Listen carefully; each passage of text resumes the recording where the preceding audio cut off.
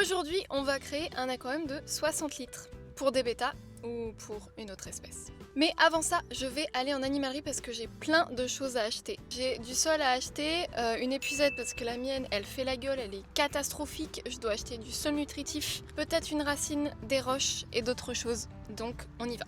Les amis, je suis allée dans une animalerie que j'adore parce qu'il y a vraiment des aquariums exceptionnels à l'intérieur, mais j'étais pas là pour admirer les aquariums, mais bien pour acheter du matériel pour ce tuto. Donc j'ai commencé par acheter une épuisette car la mienne fait vraiment la gueule. Je l'ai depuis que j'ai commencé l'aquariophilie et elle commence vraiment à ressembler à un gouda périmé. Ensuite, j'ai acheté du sol nutritif. Comme d'habitude, le sol de la marque Tropica, j'en achète tout le temps et je l'utilise tout le temps également. Donc si jamais vous voulez un bon sol nutritif, n'hésitez pas à prendre celui de Tropica, moi j'ai jamais eu de problème avec. Ensuite j'ai pris du sable, parce que des fois je fais des petits décors avec du sable, et là j'en avais plus, donc c'était le moment d'en racheter. Et j'ai fini par prendre des plantes pour notre tutoriel, parce qu'évidemment, il faut des plantes. Donc je me suis pris une grande Anubia, une Microzorum et une nouvelle plante, une gazonnante. Voilà. Est-ce que ça va marcher? Je ne sais pas. Vous verrez la réponse dans cette vidéo. Et on se retrouve dans la fiche room après notre petit voyage en animalerie pour notre tuto aquarium. Mais avant de commencer, va falloir que je vous présente la cuve qui est juste là.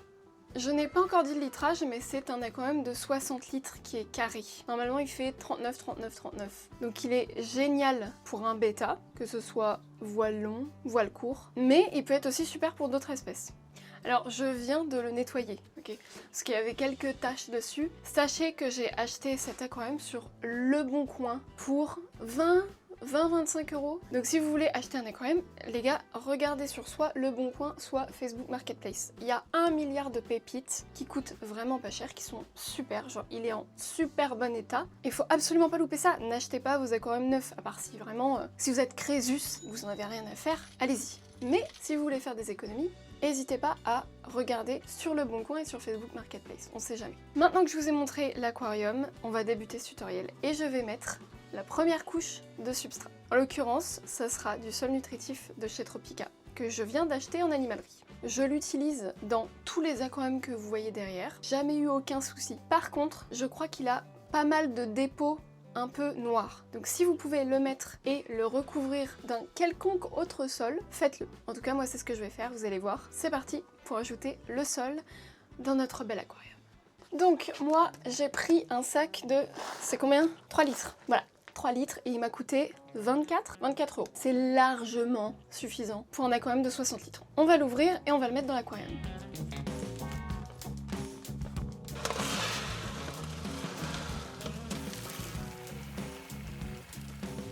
Vous l'aplatissez comme ça un petit peu, hein. Bon. Hop. Et vous venez de terminer la première étape du tutoriel. Comme quoi, c'est pas compliqué, on est d'accord. Maintenant que votre sol nutritif est installé, ce qui va permettre à vos plantes de bien pousser, d'être super jolies et de toute manière d'avoir de bons nutriments, va falloir ajouter la deuxième couche qui est plus ou moins optionnelle en fonction de ce que vous voulez faire. Mais moi je vais rajouter de la pouzzolane en grains assez fins parce que j'en ai plein, j'en ai récupéré plein et c'est le top du top. Encore une fois, ici, j'en ai mis plein et c'est l'un de mes sols préférés. Mais avant ça, il va falloir que je la lave, la pouzzolane, parce que oui, c'est un petit peu poussiéreux.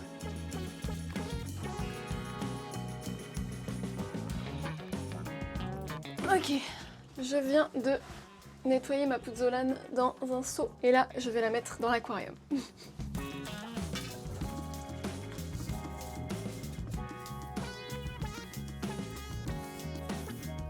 Voilà, je viens d'installer la pouzzolane, elle est juste ici. Voilà, et il y a à peu près 5 cm, je dirais. Pour ceux qui n'ont pas de pouzzolane, pas de panique. Vous pouvez mettre du sable par exemple, si vous voulez un rendu un peu clair. Maintenant que ça c'est fait, on va déjà passer à la troisième étape. Et je pense que ça va être l'installation des racines et des roches. Je viens de récupérer dans un des bassins que j'ai mis dehors cette belle racine. Ça pue, ça pue, ça pue. Je sais pas. Ouh là là. Bon, alors je l'ai laissée dehors pour qu'elle trempe et pour que quand je la mette dans l'aquarium, elle coule. Parce que quand vous allez mettre votre bois que vous venez d'acheter, il va flotter. Et moi je voulais pas. Donc je l'avais mis au préalable dans l'eau. Sauf que... Oh, il y a plein d'escargots dessus. Bon. De toute manière, elle est prête, donc je vais pouvoir l'installer dans l'aquarium. Il va juste falloir que je trouve une belle position. Et ça va être le plus compliqué à mon avis. Bon, alors, elle rentre comme ça, ok, en longueur, en largeur, je ne sais pas.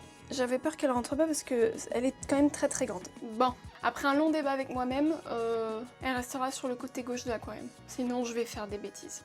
Mais c'est bien comme ça. Ça laisse de l'espace de nage sur le côté. Si. Maintenant que la racine est installée, je vais installer les roches. Et on prie tous les dieux du monde pour que ça rentre bien, parce que je ne sais pas encore. Je suis allée choisir des roches qui sont grises, d'à peu près toutes les formes, donc on va installer ça ensemble.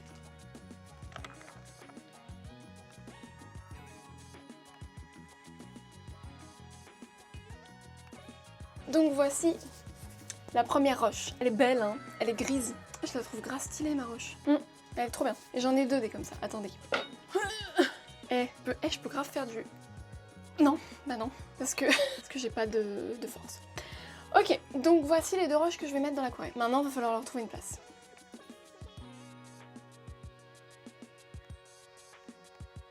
Bon, regardez ce que j'ai fait. C'est pas mal franchement. En fait, j'en ai mis une à gauche, une à droite. Oui, alors oui, c'est pas très créatif, effectivement. Mais enfin, ça rend bien, ok? Maintenant, on passe aux plus petites pierres.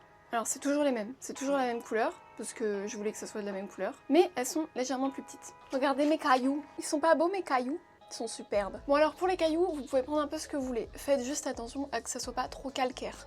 Bon, je viens de les installer et je suis plutôt fière du résultat. Je suis même étonnée de ma capacité créative. Ça fait un peu feng shui, ça fait un peu zen là. Vous voyez ce que je veux dire? Vous sentez le feng shui là? Et maintenant on passe à la dernière étape concernant les roches, les mini cailloux. Parce que oui, il y a encore des cailloux, oui. Écoutez, j'ai pris 3 tailles différentes pour vraiment faire naturel. Donc je mets les petits cailloux. Voilà.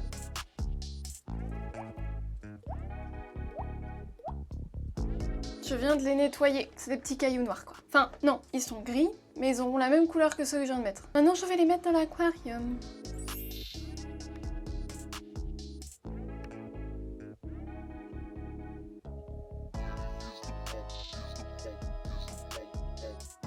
Alors je viens de mettre les petits cailloux, mais je viens surtout de me rendre compte que ça serait peut-être mieux si je mettais une lumière, et que c'est un tutoriel. Hein? Bon, voilà, du coup c'est quand même mieux avec une lumière. Bon, ceux qui me connaissent, vous savez que ça tourne pas bien rond là-dedans. Donc jusqu'à là, rien de bien compliqué, encore une fois. Du sol, une racine, des cailloux, le top. Bon, maintenant que notre aquarium est terminé à peu près à la moitié, il va falloir mettre de l'eau, des plantes, et que je vous parle de plein de choses différentes. Mais je trouve déjà qu'il est grave BG, étonnamment. Je m'attendais pas à un tel niveau de beauté, parce que généralement je suis nulle là-dedans, je fais n'importe quoi. Maintenant il va falloir que je l'installe, parce que le problème c'est que là si je le mets en eau, que je mets les plantes, et qu'il est terminé, bah je pourrais plus le déplacer.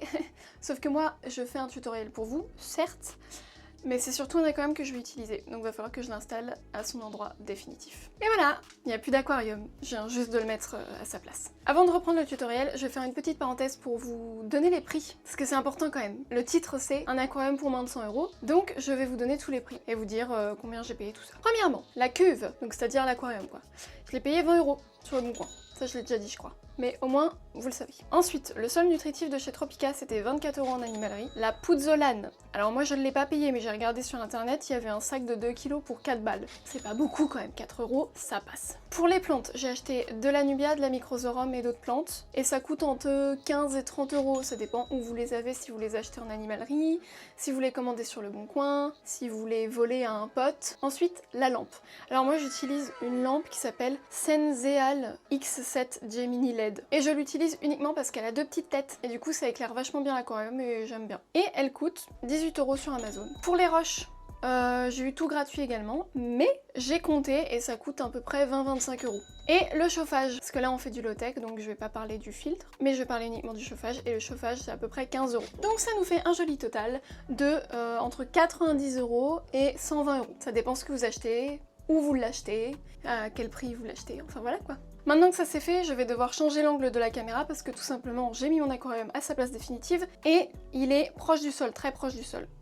J'ai plus de place dans la fiche room donc il fallait bien que je trouve un endroit, bah c'est au sol. Alors oui ça met pas beaucoup en valeur mais on s'en fiche, c'est un tutoriel. On va mettre l'aquarium en eau, on va installer les plantes et on va voir ce que ça donne en espérant que ça soit pas trop moche quand même parce que bon. Bref, à tout de suite. Comme prévu, je mets en eau mon aquarium. Regardez-moi ça, cette belle fontaine. N'oubliez pas de mettre quelque chose en dessous l'eau qui va couler parce que sinon ça va bouger votre sol, ça va être une catastrophe. Moi j'ai mis du papier à bulles, voilà. Ça fonctionne très bien, c'est top. Ensuite, je nettoie parce que j'ai mis des gouttes partout et de la flotte partout, mais bon ça voilà, hein, c'est une fish room. Et j'installe ma première microzorum. Oubliez pas non plus d'enlever la mousse, là, la mousse de bois ou la mousse de roche. Déjà ça pique, je me suis planté une écharpe dans le doigt à cause de ce truc. Et surtout, faut pas la laisser. Même si c'est neutre, ça risque de blesser vos poissons. Moi je me suis blessée avec, alors vos poissons, j'imagine pas le bordel. Hop, j'installe ma jolie microzorum juste ici, puis j'en rajoute une deuxième à droite. Voilà, comme ça c'est parallèle au moins, c'est sympa je trouve. J'avais également acheté une Anubia en début de vidéo, elle est là, la belle Anubia, wow. Donc je la mets derrière. C'est pas trop mal. J'ai aussi de la storogine, oh ma plante, bref, j'aime tellement la storogine. Donc je la plante devant, regardez-moi ces petites bulles qui remontent là. Mais je vous dis c'est feng shui, j'adore, très relaxant. Et hop, dans l'eau, chpouic, voilà.